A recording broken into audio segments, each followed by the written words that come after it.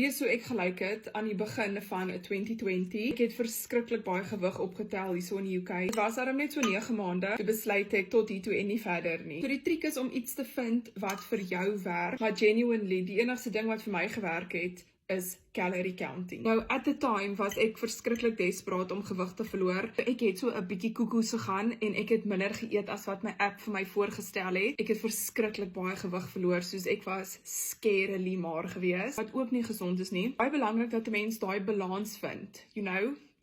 Balance is key. So ek het so 'n klein bietjie meer gewig toe opgetel, maar nie baie nie, net dat ek weer gesond lyk, you know, soos wat ek nou is, net gezond voel, gezond eet, net 'n healthy relationship het met kos. Ek is 1.78 lank en die maarste wat ek was, het ek 52 geweg, wat way ondergewig is. Dit is heeltemal my eie skuld, want ek het nie volgens die apps calories geëet nie, ek het minder geëet as wat die app vir my voorgestel het, wat mense nie moet doen nie, maar ek was so desperaat, Ek het niks geoefen daai tyd ook die gewig verloor, ek haat oefen, like, ek hou nie daarvan nie. Nou al 4 jaar later, ek hou nog steeds die gewig af met calorie counting. Doen ook so nou en dan intermittent fasting, dis ook vir my 'n lekker enetjie. Hy werk ook goed, maar ek doen dit tesame met die calorie counting. Wat vir my lekker is van die calorie counting, jy kan basies enigiets eet solank dit net inpas by jou daaglikse kalorieë vir die dag. Ek is nie goed met dieete nie. 'n Papier moenie vir my sê ek eet vanaand vis en dan lus ek vir 'n lamschoppie nie.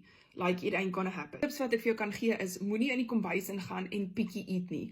Moenie voor die yskas staan en hap hier, hap daar, hap hier 'n stukkie, hap daar 'n stukkie nie, want op die einde van die dag, jy hou nie trek van al daai happies nie. Jy dink, okay nee, dis net 'n happie hier, 'n happie daar.